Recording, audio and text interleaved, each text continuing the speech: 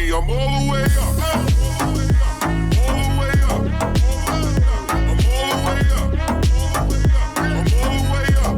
Nothing can stop me. I'm all the way up. What you want, shorty? What you need? My niggas run the game. We ain't never leave. Never leave. Counting up this money. We ain't never sleep. You got V12. I got 12 V's. Got bottles. Got weed. Got my. I'm all the way up. Shorty, what you want? I got what you need. Shorty, what you want? I got what you need. All right, welcome back. This is a recording from last night and from the private group. This was just a theoretical discussion between me and the group. We have these from now on once a week, not more. Depends what's going on. This is not financial advice. It's just theories, right? And discussions on possibilities. That's all it is. And this is just a preview.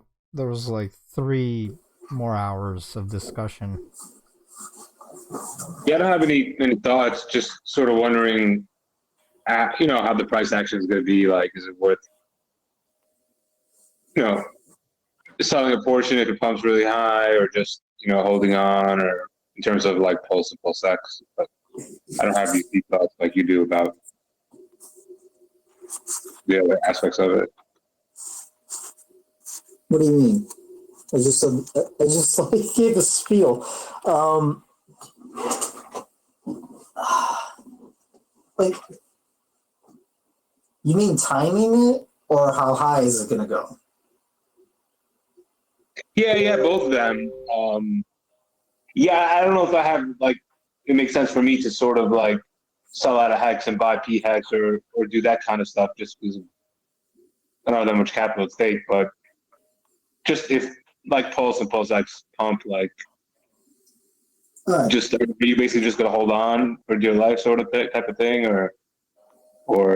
No, I'm going to be doing liquidity providing. I'm going to be staking PulseX in the pools because there's going to be high yield there. I'm going to be trading. And yeah, the part that I want to hold, right? If you're just going to hold, you should hold. It's all about allocation and strategy. So let's say you want to trade 3 to 5% of your pulse. You take the rest and you delegate it and you get some yield, tiny yield. You should also maybe take a small percentage and provide liquidity between Pulse, PulseX. You do Pulse HEX. You could do Pulse Ethereum, but I wouldn't do that because there's a permanent loss. And you want to for all these strategies, like providing liquidity, you need to have another coin, essentially a large amount of it, right? To provide. You can't just stake with your Pulse and PulseX, right? Okay. Liquidity providing is separate. You're providing liquidity for trading on the exchange, on the DEX. And then you gain yield in those tokens that you're providing liquidity for. Yes, you need to have a lot of those tokens that you're willing to sort of provide liquidity for, right? Like, you don't need a lot. You can provide whatever amount you want. I'm not going to do a lot because the risk is higher with that. But technically, you like the 2 coins that you're providing liquidity for, they're both going to go up together. So you can't have impermanent loss really, as long as everything's going up. And you're just kind of scraping off more coins as people trade back and forth, which is essentially creating high ROI yield. And you're accumulating more of the coins. You just want to pull them. Sounds like I'm in a... Yeah, there's a bit of an echo now too. Yeah. Yeah, I guess I'm just wondering, like, what is the sort of, in my mind, like, what's the minimum amount of another coin you need to have to make it sort of worthwhile to provide liquidity? Like, like what we, that's kind of what I wonder. Well, I mean, like, if you have like $500 worth of, some random, let's say mana, like, is it worth providing liquidity for that? Or, that's the kind of question I'm wondering about. Like, if I have some random token, should I try to provide liquidity for it and that kind of thing? If you're the main liquidity provider, right, you're going to make most of the gains. The thing with that is there's risk. There's impermanent loss risk. So if you think there's a shitcoin that's going to perform very well on PulseChain, and it'll somewhat keep up with PulseChain's gains, you would pick that altcoin, provide liquidity between PulseChain and that token. And if you're the main bulk of the liquidity providing, you get the bulk of the percentage gains or the gains from liquidity providing, which could be extremely lucrative. Like, I don't know. But what are you actually doing? Are you basically saying for every time somebody wants to buy a P mana, I'm going to sell you my P mana? Like, how does it work technically when you provide liquidity? If you say have 500 tokens of mana on Ethereum, okay, and so now it gets duplicated. So now you're saying, I'm gonna sell you my P mana in this liquidity pool, or is that what happens? Okay, these exchanges are decentralized. There's no central party providing liquid coins to be traded between trades. You are like the lubricant in between the gears moving when people are trading. And there's always slippage. It's kind of like it's hard to explain. It's like you're lending your coins to be used as a mechanism for two people to be able to trade between one another. But you're getting the slippage. When there's trading, there's always slippage. It could be 1%, 5%, whatever. Depends whatever people are willing to. And then you get more of the supply. Like, I don't know, you put in 1,000 link tokens. You provide liquidity for the link pulse chain. You're going to get more link. You're going to get more pulse chain. But if one outperforms the other, you're going to end up with more of the which lacked in performance. So if pulse chain goes up 100x, and the link only goes up 10x, in the end, you're going to have more link tokens than pulse chain tokens. So technically you lost money. But if you find two pairs which both go up, you're still going to end up with more of the tokens that didn't outperform the other, but you're getting more tokens of both.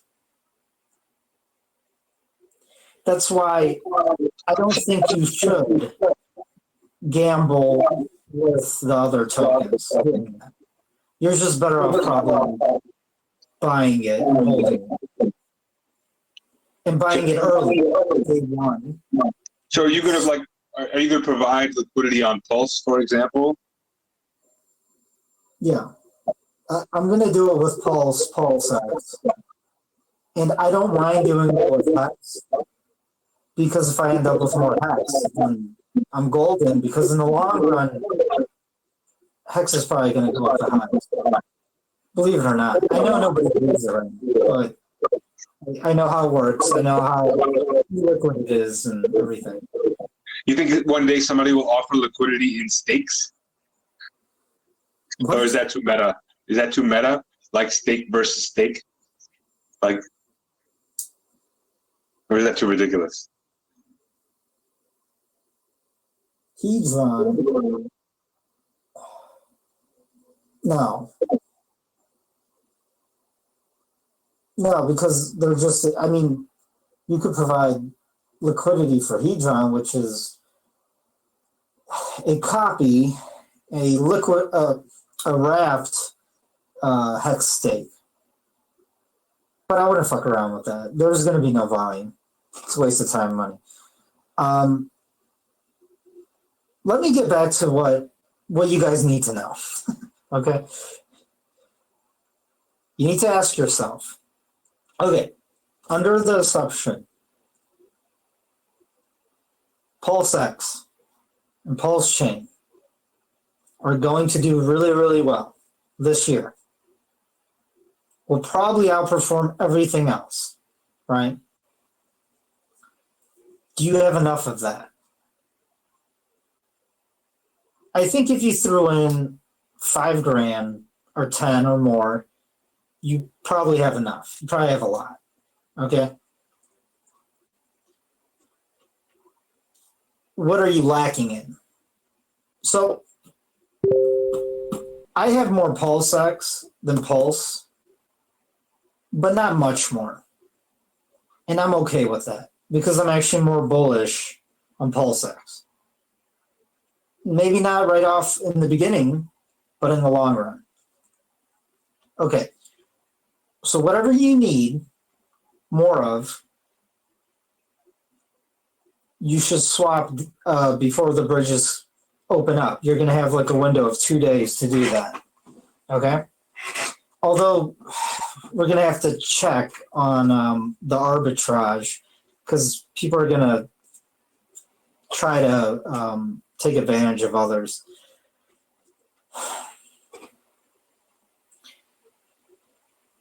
The higher PulseChain goes, the higher everything else is going to go. Okay? Just like Ethereum and all of the other ERC20 tokens. You have to know that. Okay? Then you need to decide on your risk tolerance, which I believe should be moderate.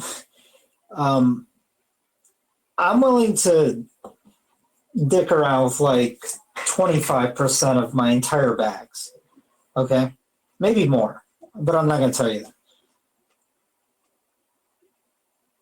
You take the rest and you just hold on to it or stake it. You can stake Pulse, right, with the delegators. And you can stake PulseX in one of the pools. I highly suggest you do that.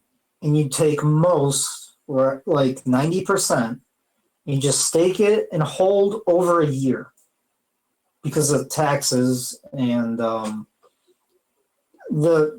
parabola, the most of the gains are going to come in about a year or year and a half. Okay? It's usually around year 2. Okay?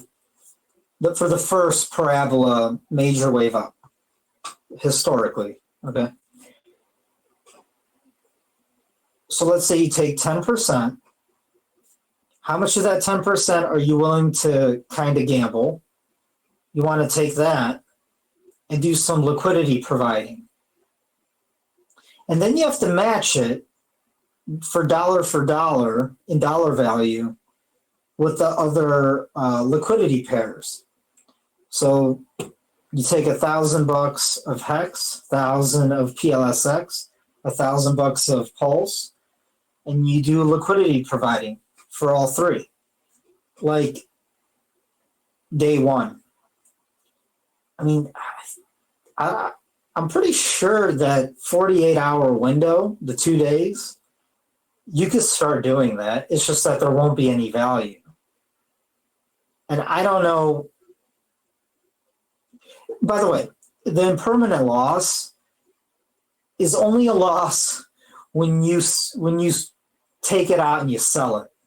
So you could just wait for when it's not when the impermanent loss is at your max benefit, or it's hard to explain. Impermanent loss is going to happen no matter what. But if you ended up with more coins that you think are going to go higher in the future, then you take out the liquidity from providing liquidity, and you just hold on to it. So I'll give you an example. If you did liquidity providing between PulseChain and HEX, and PulseChain went up 100x, and you ended up with just a ton of HEX, then you pull liquidity, and then you hold on to your HEX, and then when Pulse drops, maybe there'll be a huge pump on HEX, and then you're in massive profit ROI. Because let's say the 1,000 HEX you provided liquidity, when you first started providing liquidity, let's say you did your return was like double or 3x. You have 3,000 HEX now, but you don't have a lot of Pulse. It's kind of like buying a call option, to be honest. It's a little complex. If this is too complex for you, then just don't do it. All right. Stick to staking. The pools are to delegators with PulseChain, and then maybe trade. And when I say trade, swing trades. It's going to be crazy choppy, especially the first 2 weeks. It's going to like pump 5x, dump 90%, pump like 50x, crash like 99%. It's going to be nuts. I don't know. Or maybe it'll just be a huge pump for like 2 weeks straight. I don't know. Nobody knows what's going to happen. Okay.